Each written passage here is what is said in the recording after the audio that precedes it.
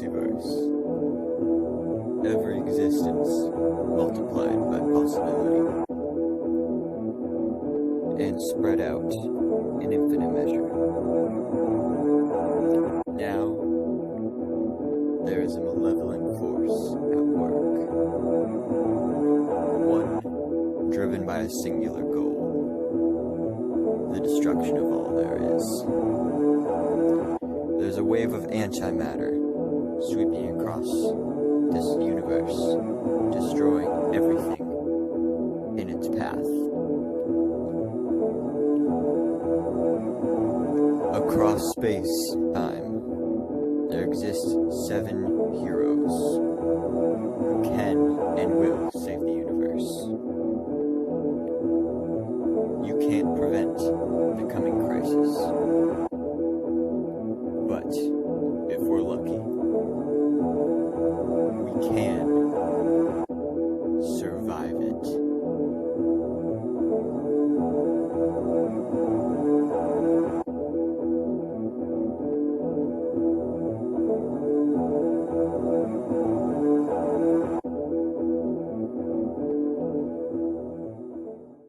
Hello guys, it is Teenage DC Fan back in another video, and the crisis has begun. Oh my god, I can't believe what happened in this episode. So much happened, but before I jump into this episode, just a quick warning here. Major spoilers ahead. If you haven't seen it yet, I'm going to spoil this episode so much for you. So, don't watch this video if you haven't seen it yet. Unless you just don't care. So yeah, this was an amazing episode. So much better than I expected it to be. I mean, going into it, I had a lot of hype, but at the same time, I didn't want to overhype, because I didn't want to be disappointed, but I definitely was not disappointed. And like I said, so much happened in this episode, so without further ado, I'm just going to jump right into what happened. And this was probably my favorite part of the episode, or at least one of my favorite parts. The beginning, where the Monitor was talking about everything that was going on, and how the Antimatter Wave was, sweeping across the universe and destroying all the planets. And this is where we saw a mini montage of a bunch of planets getting destroyed. And it started off on Earth 89, and there was a guy reading a newspaper. I don't remember what his character's name was, but he was in the Batman movie in 1989. I don't remember which Batman movie either, but that was a nice cameo. And then we also saw the Ray from Earth X, which was something we didn't know about. So we knew about the first one. We did not know that the Ray would be in this. But I'm pretty sure that cameo was the only time he's showing up in this. He will be in the comic book tie-in, but I think that was all we're seeing of him in the actual episodes. But then, the most unexpected one that you can see on screen here, the Titans. We only got to see Jason Todd and Hawk, but that was good enough. Now, I still haven't seen Titans Season 2 yet, so no spoilers in the comments, if there are any comments. But yeah, so I didn't expect this because I'd heard about it, but I honestly didn't think it would be happening, and a lot of people had confirmed that it wasn't happening, or that it would be like the Arrowverse's version of the Titans, but that just wouldn't make sense because nobody would know who they are. But I'm glad that they had this. And then for the final part of the montage, we had Burt Ward, who of course we already knew about as well, and he was walking his dog, and the sky turned red, and then he said, "Holy crimson something," I don't know what he said, but that was a nice reference to the Batman, and he was on Earth 66, so reference to the 1966 Batman TV series. But moving on to the rest of the episode, so Clark and Lois are on Argo City, and at the same time in the DEO, Kara and Brainy and Alex, like the whole world has got like earthquakes and they're super confused. But then they find out that there's an antimatter wave and it's heading right for Argo City. So then she manages to send a hologram. It's like FaceTime but with a hologram. To Argo City to warn them. And then, of course, they have their baby now, Jonathan, baby Jonathan. So their main priority is getting Jonathan to safety. So then we see Alera, who's played by Erica Durance, who we'll also see later in the crossover, tomorrow night as Lois Lane from Smallville, which I'm super excited for. But so they load Jonathan in a pod and then send him off to Earth, and it's similar to how Clark or Kal-El was sent to Earth when Krypton was being destroyed. But then, as soon as the ship leaves, like the whole planet gets covered in antimatter and like basically blows up. So at this point, you're thinking, "Oh no, Clark and Lois are dead." But at the same time, you're like, we literally just found out that they're getting their own TV show next year, and we've seen them doing other stuff in the Crisis for the trailers. So yeah, we know they're not dead. But then, of course, Supergirl, Kara, is upset about this because she thinks that her cousin's wife, and her cousin's son is dead, along with her mother. So that's not good. Oops. Let's see, yeah. So then all of the heroes of the Arrowverse must be recruited. So Harbinger, she starts showing up at all these places and recruiting all the heroes. She recruits Oliver and Mia, Barry, Ray and Sarah, and Kate Kane, Batwoman, and I think that's everybody. So then they're all gathered here at the DEO on Earth 38. So this is where we find out that Harbinger went to get Clark and Lois as well.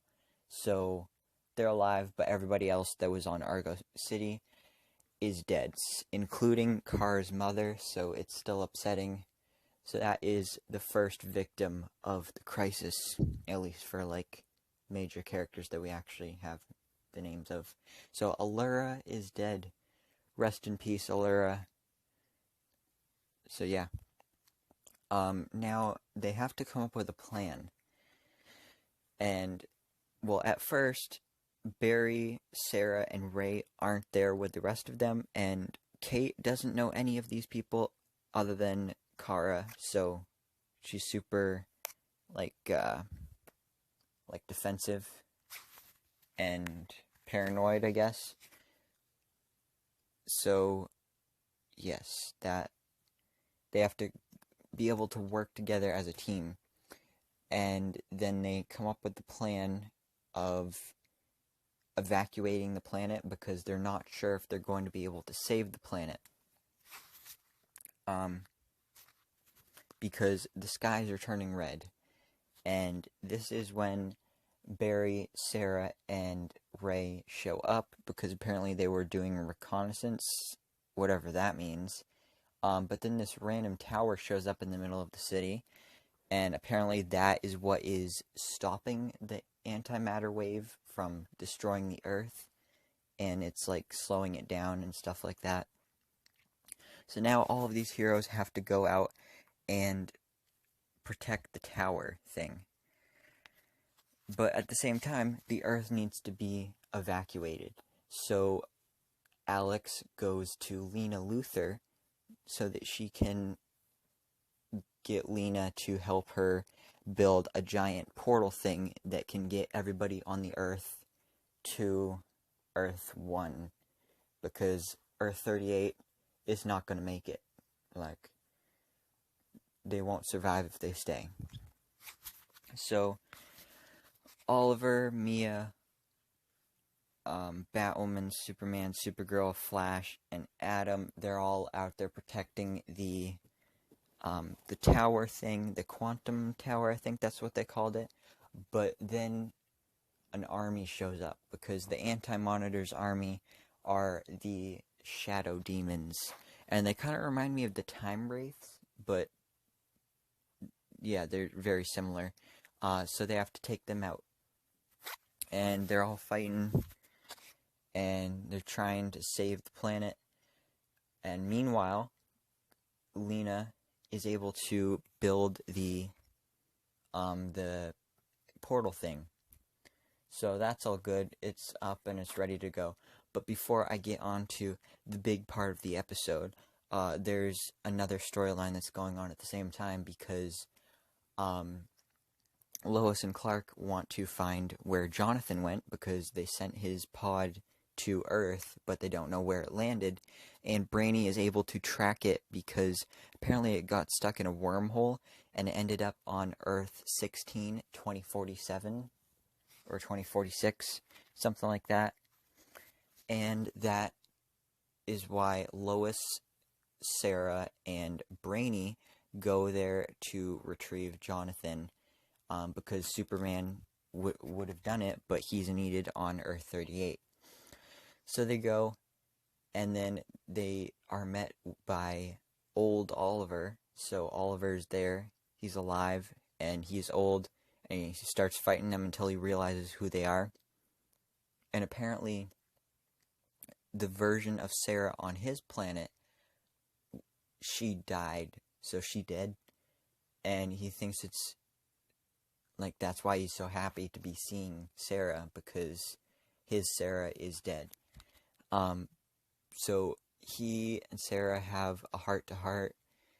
You know, she reassures him that he's a good man, and that if that hadn't happened, that he wouldn't be the great man that he is today.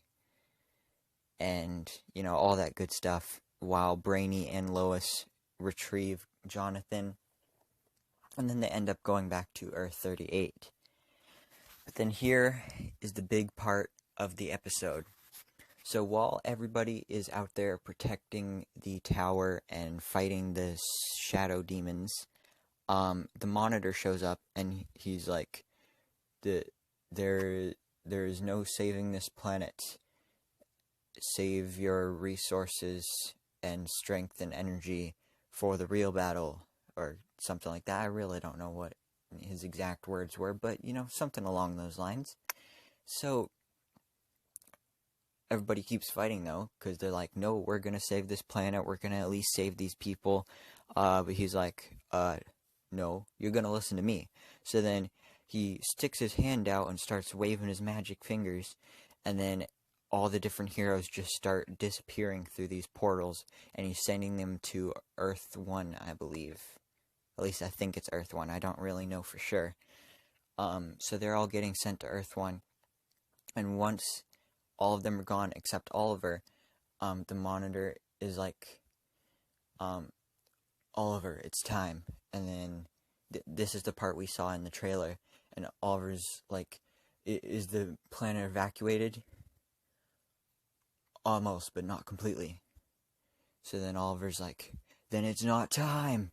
So then, whoa, what happened there? Oops. Okay. Problem solved. Okay, so then he just keeps on fighting. He wants to save all the people on this planet. So then he runs out of arrows. There's nothing he can do. So he drops his bow, and he resorts to his skills, and he starts using his fist to take out these shadow demons. And then we see that Earth 38 is destroyed. And then we're back on Earth 1, where all the heroes are. Supergirl's, of course, sad that her planet is gone. And this is where we find out that out of the 7 billion people on that planet, only 3 billion of them survived and made it to Earth 1. And that is because of Oliver's sacrifice. That's right. So the Monitor brought Oliver to Earth 1, and he's lying on a table. He's covered in blood, and he's made a sacrifice. He knew that if he kept fighting every single shadow demon that he took out, and every single second that he took to fight those demons was another person's life that was saved. And he knew he would die, but he was willing to take that sacrifice because he was supposed to die in Crisis anyway. Now, I knew that Oliver would probably die in Crisis, but I figured that, maybe they would wait and do it in the actual Arrow episode, or at least, toward, maybe the third part this week. But no, they just killed him off in the first part, and this was probably the most shocking part of the episode. I did not see this coming at all. Even though we knew he was going to die, I didn't expect it to happen now. And so he's still alive for now, in this ending scene, and he's saying his goodbyes. He explains to Barry that he made a deal with the Monitor to spare Kara and Barry's life, and then he would die, because he knows that the world would be safe as long as those two heroes are there. And then, of course, he has his final moments with Mia, which earlier in the episode he gave her own Green Arrow suit, so she is the new Green Arrow now, and he told her to find her mom, tell her how much he loved her, and all that good stuff, and find William and Diggle and all his friends, and tell them all how much Oliver loved them and how much they meant to him. And then Oliver dies. So after this, of course, everybody's emotional, everybody's crying, but then the Monitor shows up, and even he... Wait, actually, the Monitor was already there, but even he is shocked by this. If you just look at his face, his eyes are wide, his mouth is open. He is scared because he knew that Oliver would die. He saw Oliver die. He had a vision of this. But this is not how he saw Oliver dying. So then a yellow portal opens up, and then Pariah shows up, and, well, actually, we don't know that it's Pariah yet. Well, I did, but most people don't. So Barry's like, Nash, and then he says, that was a past version of myself. I am now Pariah. I am the one that set the Anti-Monitor free, and now I am cursed with watching him destroy the universe or something like that. So that's not good. And yeah, so Pariah is here. He is the reason that the Anti-Monitor has been unleashed, and it's bad news. Now, like I said, the Monitor, this wasn't how the Monitor saw Oliver dying. And then that's when Pariah mentions that things are changing. What the Monitor thinks is supposed to happen won't necessarily happen. So the Monitor thought that he was this powerful god, and he knows that everything that's going to happen, and he's all powerful, but not knowing now that what he thought was going to happen didn't happen, he now knows that he's powerless. He's not as powerful as he thought he was. And he's just now realizing that. So that's not good. So now he's probably starting to doubt himself. But Earth 38 is destroyed. Argo City is destroyed. Alera is dead. Oliver is dead. I don't know. This is where the episode ended, and very emotional. The stakes are even higher now. Who knows who's gonna die next? We know there's going to be some big deaths. Of course, Oliver is a big death, but maybe some other big characters are going to die as well. Now, like I said, that was pretty much what happened in this episode, but before I end off this video, I'd like to give quick tribute to Oliver Queen, the Green Arrow, because he did die in this episode, but he is the one that started this all. Arrow was the first show that's a part of the Arrowverse. That's why it's called the Arrowverse. He's the one that started this universe of connectivity, and he's the reason we have all these shows. And Stephen Amell's portrayal of this character has been so amazing. And this character is pivotal, yeah, to this universe and this multiverse and this whole story. And each one of these heroes that he was surrounded by when he died,